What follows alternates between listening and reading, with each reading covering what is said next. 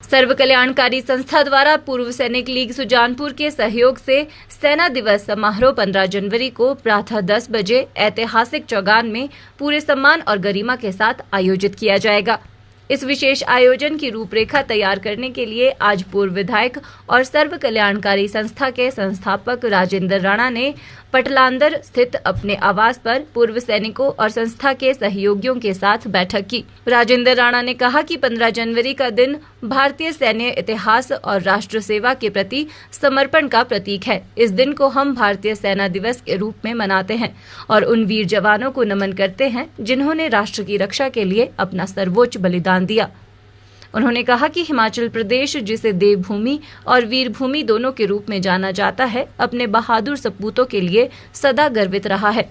राजेंद्र राणा ने बताया कि सुजानपुर की पवित्र धरती भी ऐसे वीरों की जननी रही है जिन्होंने देश की रक्षा में महत्वपूर्ण भूमिका निभाई है। कि हम सब लोग महफूज हैं, सुरक्षित हैं, तो हमारी देश की सेना की वजह से। देश का जांबाज हमारा नौजवान सैनिक जब सरहद पर होता है, तूफान आए, गोला बारूद आए, आंधी आए, तो कभी वो बॉर्डर को छोड़कर ही भाग जाता है, क्योंकि वो जानता है कि मेरी मातृभूमि है, मैं उसकी रक्षा के लिए खड़ा हूं।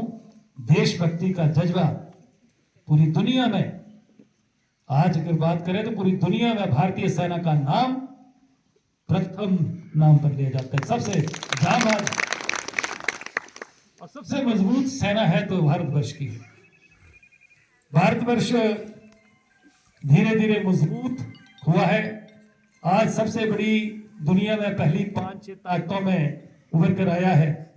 आज कोई भी देश अगर बात करता है, कोई झगड़े की बात आती है, कोई समझौते की बात आती है, तो हिंदुस्तान के प्रधानमंत्री नरेंद्र मोदी जी को याद किया जाता है। जिस देश का नेतृत्व मजबूत है, वो देश मजबूत होता है, उस देश के लोग भी सुरक्षित होते हैं।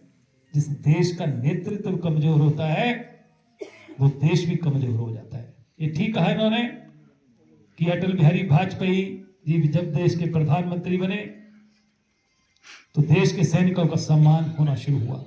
उससे पहले क्या होता था, उस पर चर्चा होगी।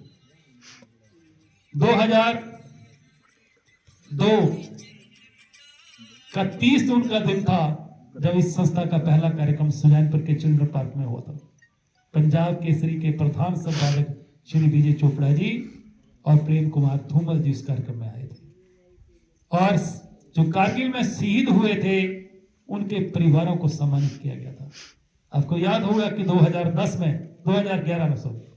2011 के नवंबर महीने में सुजानपुर के ऐतिहासिक चौगान में 2365 सेना में जो सेवा दे रहे थे कार्यरत सैनिक, उनके परिवारों को सम्मानित किया गया।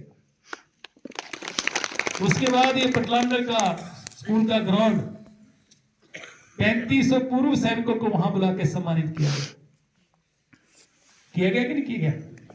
कितने लोग हैं यहां पर बैठे जो सम्मानित हुए थे उस समय? रहा। और ये जो 15 जनवरी का कार्यक्रम की रूपरेखा बनी है, पिछले साल भी आप सब लोगों के आशीर्वाद से, आप सब लोगों की मेहनत से, और मैं बधाई देना चाहता हूं कैप्टन ज्योति और कैप्टन दलीप जी को और उनके साथ तमाम साथियों को। पिछली बार जो कार्यक्रम हुआ, उस कार्यक्रम में जिस तरीके से हमारे इन लोगों ने, पूर्व सैनिकों ने मिलकर जो है परेड मार्च में हिस्सा लिया, उसकी चर्चा पूरे हिमाचल प्रदेश के साथ साथ देश के अलग हिस्सों में भी हुई। सर्व कल्याणकारी संस्था हर वर्ष सेना दिवस के उपलक्ष्य में पूर्व सैनिक लीग के सहयोग से विशेष समारोह का आयोजन करती है। इस समारोह में बड़ी संख्या में पूर्व सैनिक, सेवारत सैनिकों के परिजन और अन्य गणमान्य नागरिक शामिल होते हैं। हिमाचल न्यूज़ 24/7 के लिए हमीरपुर से मीनाक्षी सोनी की रिपोर्ट।